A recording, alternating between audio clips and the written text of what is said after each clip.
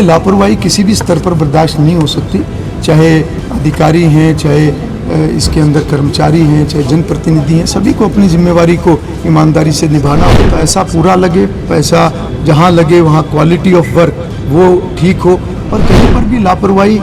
किसी स्तर पर भी हो तो मैं समझता हूँ कि वो बर्दाश्त के लायक वो बात नहीं है। देखिए, ये उनकी पार्टी का इंटरनल मैटर है, तो उनको ही डिसाइड करना चाहिए। ये सबसे पहले तो मैं आप सभी को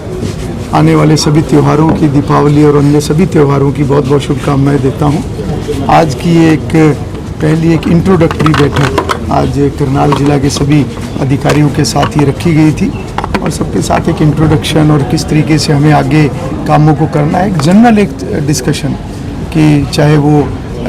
स्कीम्स की बात है, योजनाओं की बात है, चाहे वो विकास कार्यों की बात है कि किस तरीके से हम अपने सिस्टम को और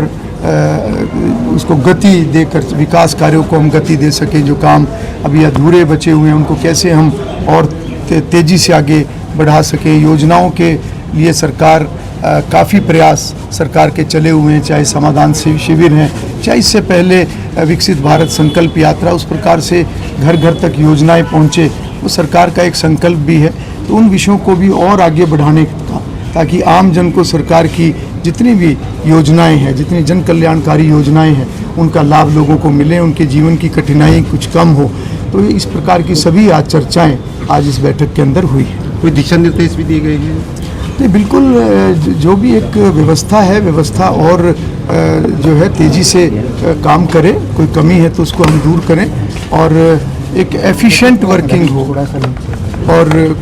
कोई भी कर्मचारी है, कोई अधिकारी है, जिनकी जो जिम्मेवारी है वो अपनी जिम्मेवारी को ठीक तरीके से करें, अपने सबॉर्डिनेट्स से वो ठीक तरीके से काम लें, ताकि सिस्टम तेज़ी से काम करे। और कहीं ना कहीं आज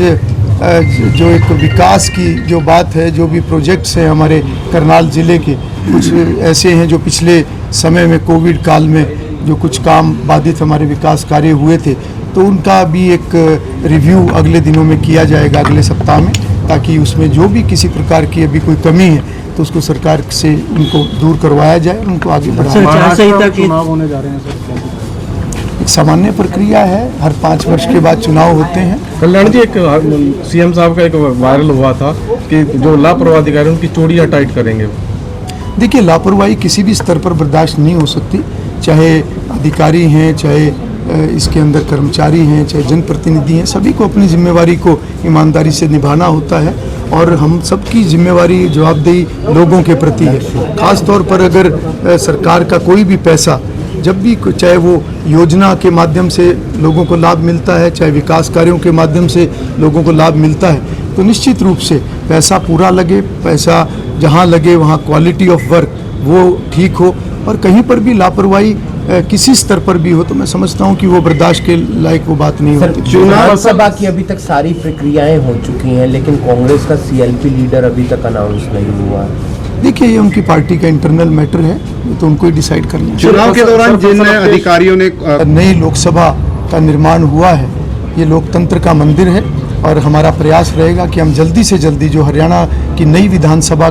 का जो भवन है, जो उसको हम तेज़ी से काम को आगे बढ़ाएंगे, ताकि समय सीमा में रहते हुए हम एक नया भवन हरियाणा विधानसभा का वो तैयार कर सकें, ताकि आने वाले समय में एक और अच्छे तरीके से जो विधानसभा का है और जितने भी विधायी कार्य हैं वो सुचारू रूप से चल सकें। क्योंकि वर्तमान में जो हरियाणा की विधानसभा है उसके अंदर स्पेस बहुत कम है, और वहाँ पर जो समितियां हैं, समितियों के लिए भी उस प्रकार की वहाँ पर जगह नहीं है, ताकि समितियां भी अपने कार्यों को ठीक तरीके से कर सकें। जो विधानसभा का नया भवन होगा वो बिल्कुल आधुनिक होगा, और जो एक पेपरलेस जो विधानसभा की एक कल्पना, जिसमें काफ़ी हद तक हरियाणा विधानसभा आगे बढ़ चुकी है, और इस प्रकार से टेक्नोलॉजी का ज़्यादा से ज़्यादा इस्तेमाल हो, तो नई विधानसभा के अंदर ये सभी चीज़ें होंगी, और एक आधुनिक विधानसभा का जो भवन है वो हम आने वाले वर्षों में उसको पूरा करेंगे।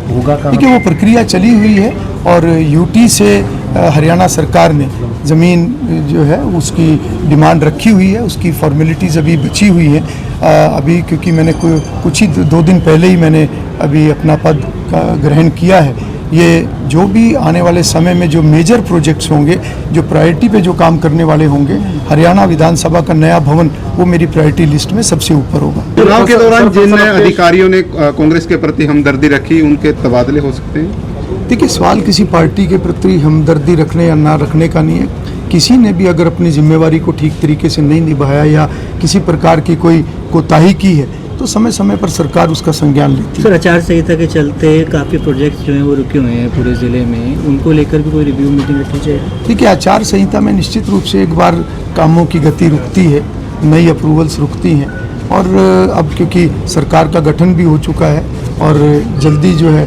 व्यवस्थाएं और स्पीड से सभी काम आगे बढ़ेंगे तो जितने रुके हुए काम हैं वो सभी आगे उसमें तेजी लाई जाएगी। सर, एक किसानों से अपील करना चाहेंगे, फसल अवशेषों में फिर से आग ना लगाएं, आग काफ़ी लगाई जा रही है। देखिए, जहाँ तक चाहे वो पराली की बात है, चाहे पोल्यूशन किसी भी तरीके से, किसी भी माध्यम से पोल्यूशन, चाहे वो हवा का पोल्यूशन है, चाहे वो पानी का पोल्यूशन है, मैं तो सभी को ये बात कहूँगा कि पर्यावरण हम सबकी जिम्मेवारी है। पर्यावरण अगर अच्छा होगा तो हमें भी इसी पर्यावरण में सांस लेना है और हमारी आने वाली पीढ़ी के लिए भी हमें चिंता करनी है। मैं तो पूरे समाज से ये अपील करूँगा कि हम पर्यावरण को शुद्ध रखें। पर्यावरण को शुद्ध रखने में हम क्या योगदान कर सकते हैं वो हम जरूर ध्यान करें, क्योंकि हमें अपने साथ साथ अपनी भावी पीढ़ी को हमें कैसा वातावरण देना है, कैसा पर्यावरण देना है, ये एक पूरे समाज की, हर नागरिक की, हर व्यक्ति की ये जिम्मेवारी है।